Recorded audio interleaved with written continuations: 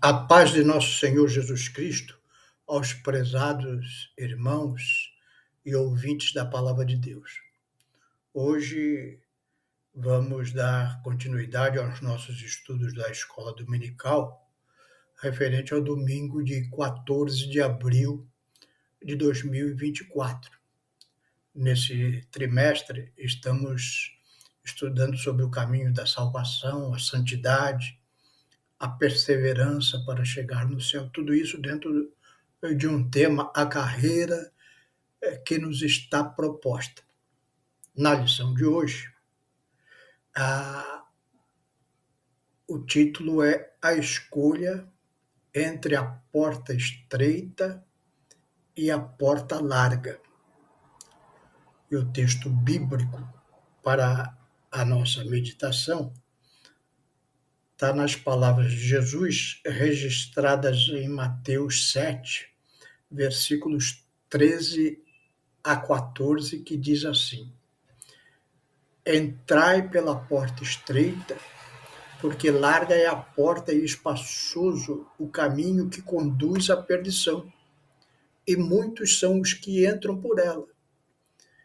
E porque estreita é a porta e apertada o caminho que leva à vida, e poucos há que a encontre.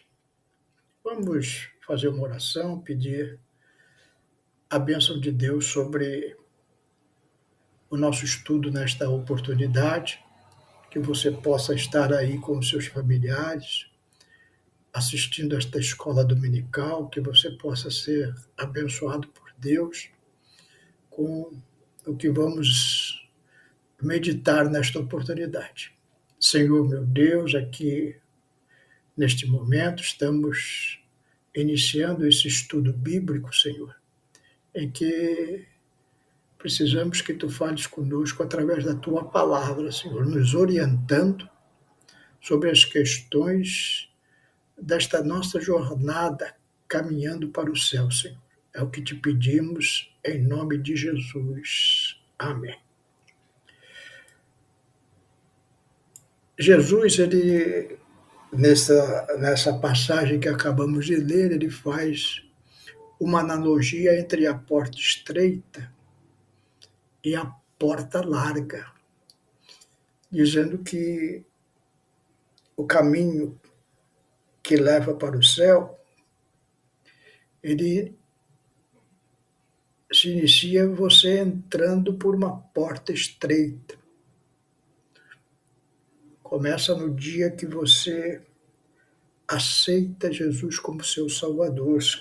Aceitar Jesus como Salvador é reconhecer que nós somos pecadores e que estamos condenados diante de Deus. E que nosso Senhor e Salvador Jesus Cristo, ele morreu na cruz para pagar pela dívida que era nossa, pelos nossos pecados. Nós estávamos morrendo nos nossos delitos e pecados.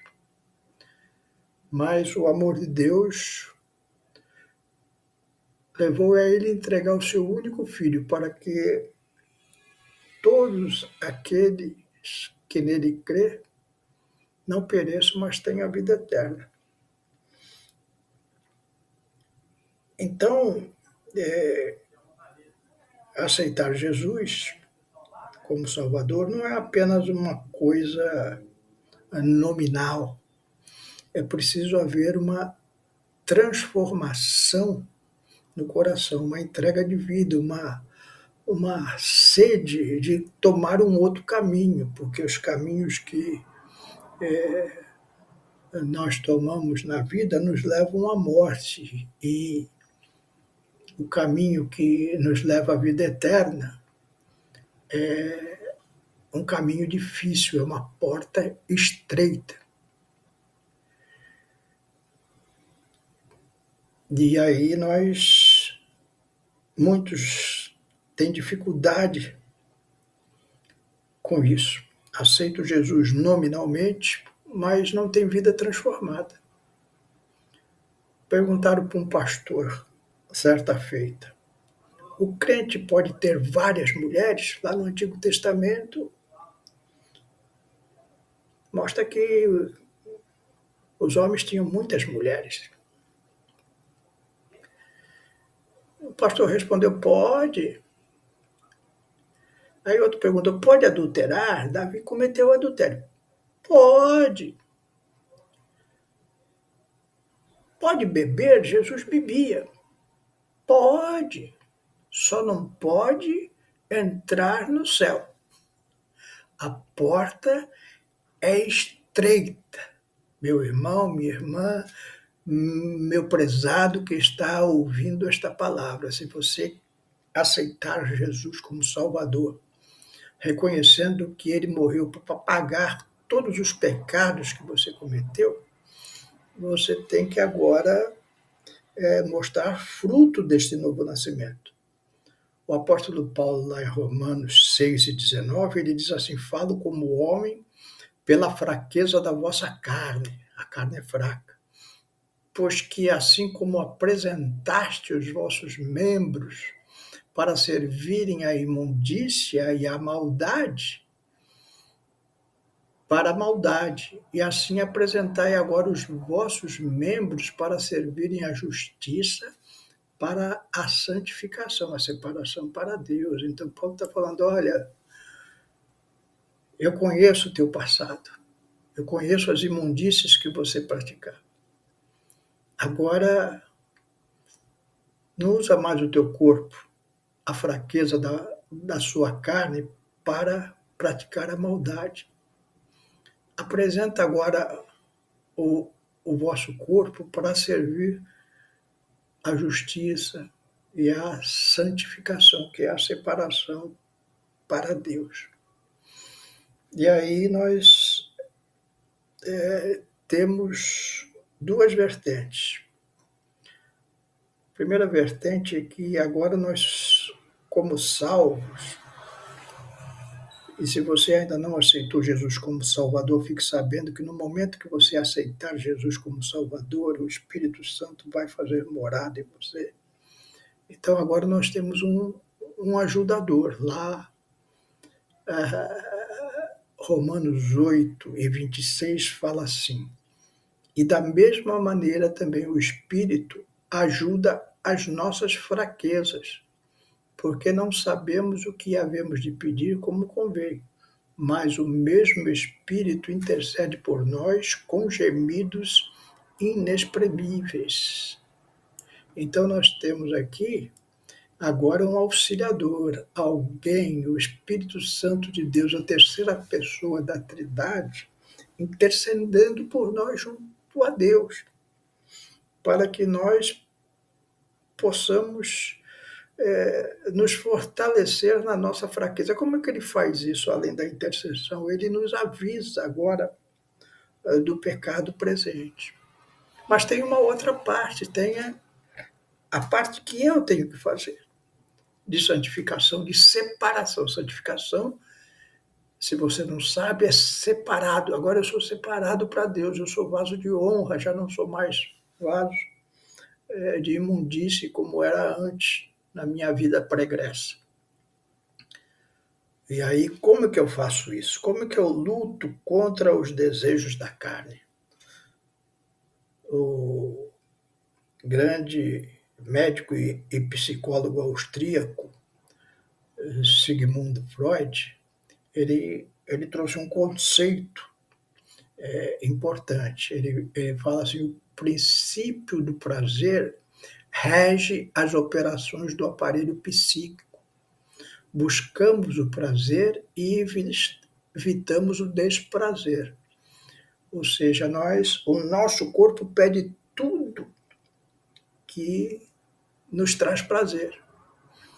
E evitamos tudo aquilo, psiquicamente, que nos traz desprazer. Então, tudo que pode alimentar, ser prazeroso, eu quero. Mas surge um problema, porque as coisas que são prazerosas podem virar coisas que vão trazer consequências tremendamente desagradáveis no futuro. E aí é onde entra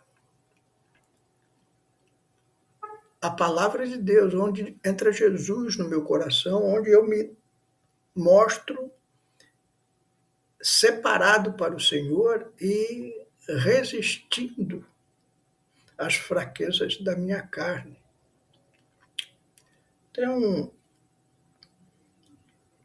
Na Bíblia Sagrada tem um exemplo muito ilustrativo desta questão que Freud colocou. José estava no Egito, preso. O faraó teve um sonho, ele foi chamado para interpretar os sonhos de Faraó e, resumidamente, ele mostra para Faraó que o sonho que Faraó indicava que na terra iria haver 7 anos de fartura e 7 anos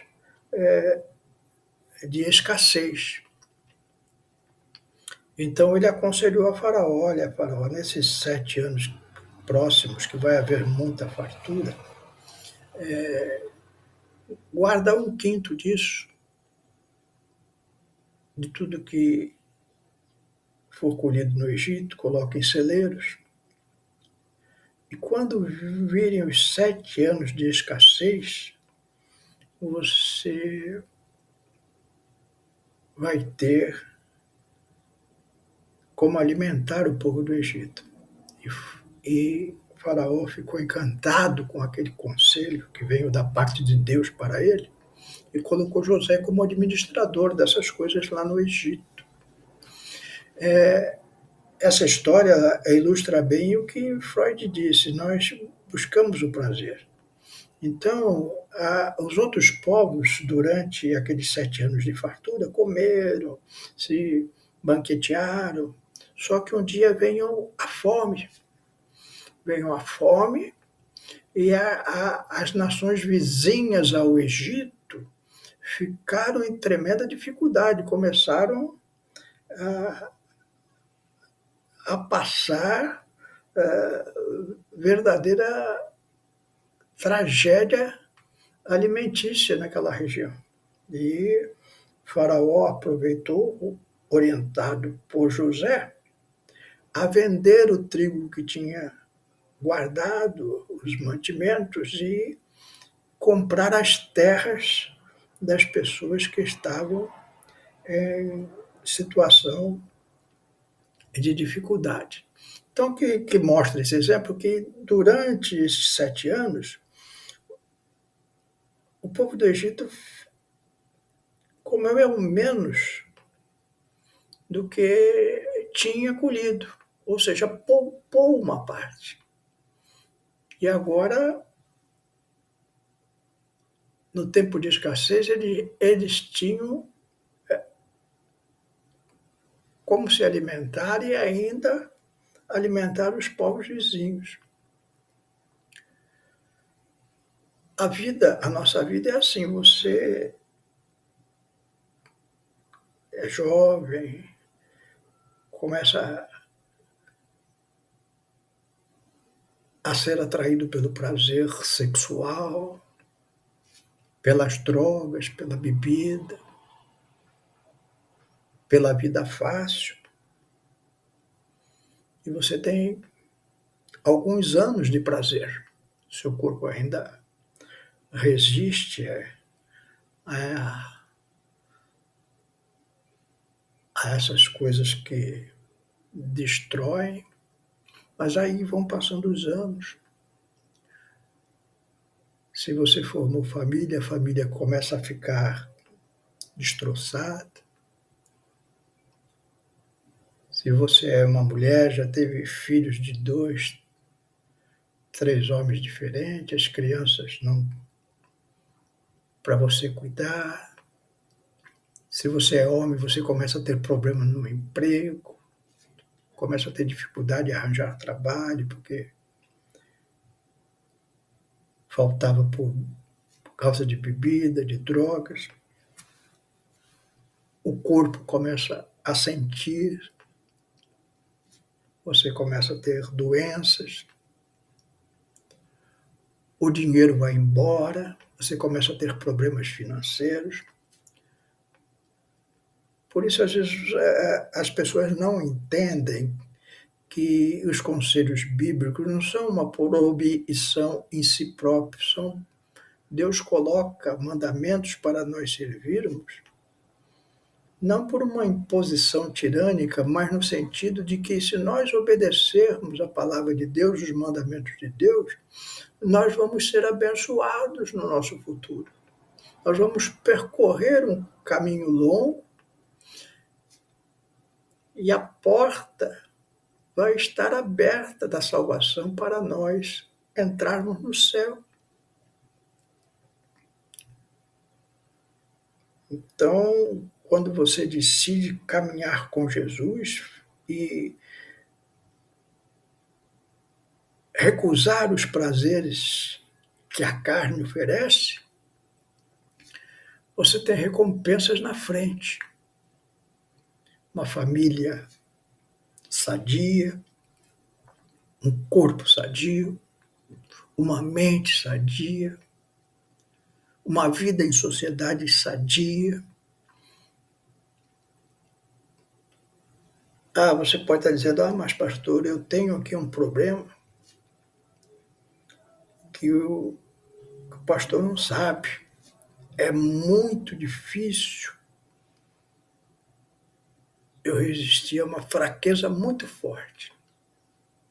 Eu te conto uma história que está no livro A Odisseia, de Homero. O personagem principal deste livro, Ulisses, ele está voltando para a sua terra depois de uma batalha e ele passa por muitos perigos. Está num navio com seus marinheiros e a Odisseia, na verdade, é toda a história dessa trajetória de volta de Ulisses para a sua terra e as dificuldades que ele enfrenta.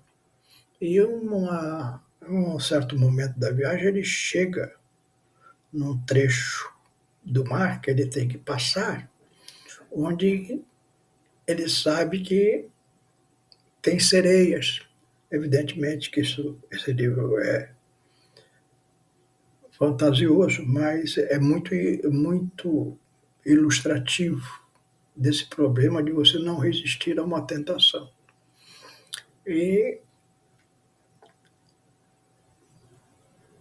as sereias, elas têm um canto que atrai os homens a se jogarem no mar atrás delas. Só que elas são mortíferas. Quando esses homens se lançam no mar, no terreno delas, elas pegam esses homens e os matam. Então, Ulisses, sabendo disso, o que ele faz? Ele coloca cera no ouvido dos seus marinheiros, para que eles não ouçam o canto das sereias. Mas ele mesmo, ele pensa consigo mesmo que essa tentação vai ser muito forte para ele, que não vai bastar ele pôr cera no ouvido. Então ele pede que os seus marinheiros o amarrem no mastro do navio até eles passarem aquele local. E assim é feito. Ele é amarrado, ou seja, ele é tentado tremendamente a se jogar na água pelo canto das sereias, mas como ele está impossibilitado pelas amarras, toda a tripulação e ele conseguem passar por aquele trecho perigosíssimo do mar, são e salvos. Então é assim, meu irmão, minha irmã, prezado ouvinte, se você tem uma tentação muito grande na sua vida, se amarre no mastro, faça, pense, ore a Deus, peça alguma coisa que te impeça de praticar o pecado. Porque as consequências, elas são terríveis. Jesus falou, olha, a porta é estreita. Se amarre no mastro. Que Deus possa ter te abençoado e orientado nesta palavra da escola dominical de hoje. Amém? Vamos orar. E se você está passando por alguma tentação, querendo buscar a porta larga dos prazeres da vida, peça que o Espírito Santo fale contigo e que esta palavra possa ter te orientado para você voltar pelo caminho que é aberto pela porta estreita. Amém? Senhor meu Deus, te damos graças por este momento em que meditamos na tua palavra, Senhor. Clamo pelos teus servos, pelos ouvintes da tua palavra neste momento, que porventura estejam passando alguma tentação muito forte, Senhor. Que o teu Espírito possa ter falado com eles, Senhor, que eles possam voltar ao caminho estreito, à porta estreita, Senhor, que conduz à vida eterna, Senhor.